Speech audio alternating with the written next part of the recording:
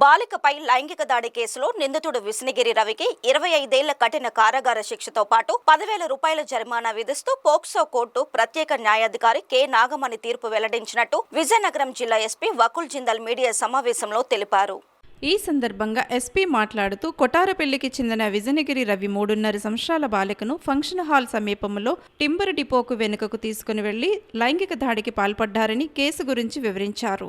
ఈ ఘటనపై బాధితులు విజయనగరం మహిళా పోలీస్ స్టేషన్లో ఫిర్యాదు చేశారని, వెంటనే దర్యాప్తు చేపట్టి నిందితుడిని కొన్ని నెలల్లోనే అరెస్టు చేశామని ఆయన తెలిపారు.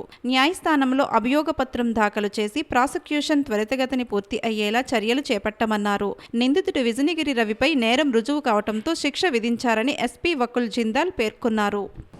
మన విజయనగరం జిల్లా గంట్యాడ మండలంలో కోట్రపల్లి గ్రామంలో 27 అక్టోబర్ గత సంవత్సరం ఒక 3.5 ఏళ్ల పాప మీద రేప్ జరిగింది.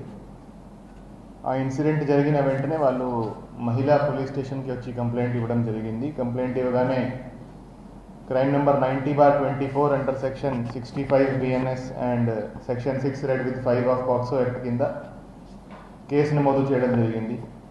ఈ కేసులో కొన్ని గంటల వ్యవధిలోనే ముద్దాయిను అరెస్ట్ చేయడము, ముద్దాయి విజయనగిరి రవి 31 సంవత్సరాలు కోట్రపల్లి విలేజ్ వాసి, అతన్ని కొన్ని గంటల వ్యవధిలోనే అరెస్ట్ చేయడం జరిగింది. అరెస్ట్ చేసి రిమాండ్కి పంపించడం జరిగింది. ఈ కేసులో సైంటిఫిక్ లైన్స్ మీద ఇన్వెస్టిగేషన్ చేసి అన్ని ఎవిడెన్సెస్ ప్రాపర్గా కలెక్ట్ చేసి ల్యాబ్కి పంపించడం జరిగింది.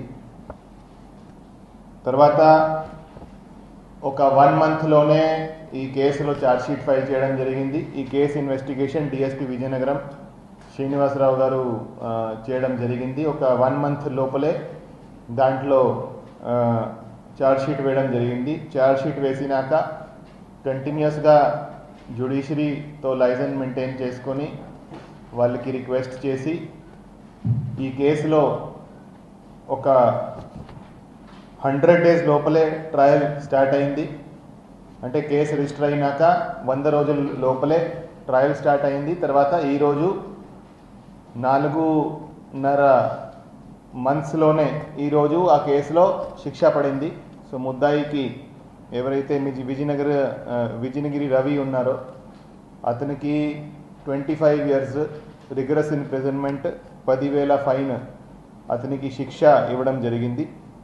సో ఈ కేసు రిజిస్టర్ అయినాక అరౌండ్ 4.5 మంత్స్లోనే ఈ దీంట్లో శిక్ష పడడం జరిగింది. అది కూడా 25 సంవత్సరం కారాగార శిక్ష, అదేవిధంగా 10,000 ఫైన్ కూడా శిక్ష పడడం జరిగింది.